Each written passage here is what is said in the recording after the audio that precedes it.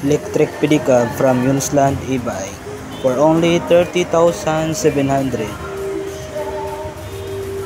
Open for cash and installment po. So mas maganda na to na version na to kasi may allowance na yung hub motor niya, like sa iba direct talaga dito. So may allowance siya sa tubig, so hindi agad-agad siya maabot ng tubig kung lagpas na dito. Ganda. Tapos solid din yung motor niya paggawa.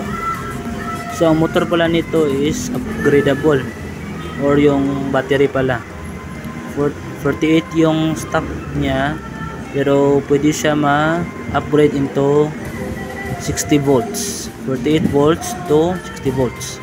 So meron lang tayong kunting ikabit dyan sa panel board na wire, dalawa dito mismo sa controller nya. So tingnan nyo yung design nya, mas malapad na. Okay, tapos bolted na yung barrier nya, bolted na yan.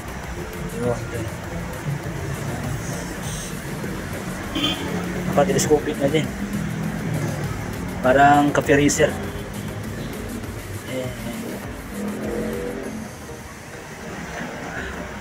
Signal light na rin, harap. Tapos yung busina nya is malakas na, pang motorcycle na. Pero ang voltahe nito is 48 volts, 48 to 60 volts.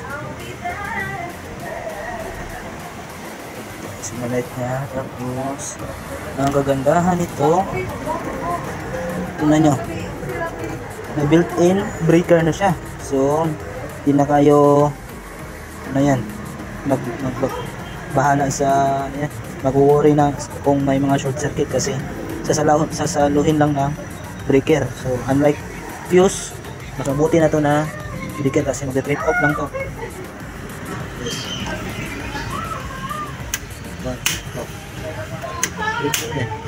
Transparent na breaker. I think 40 amps siguro. For only 30,700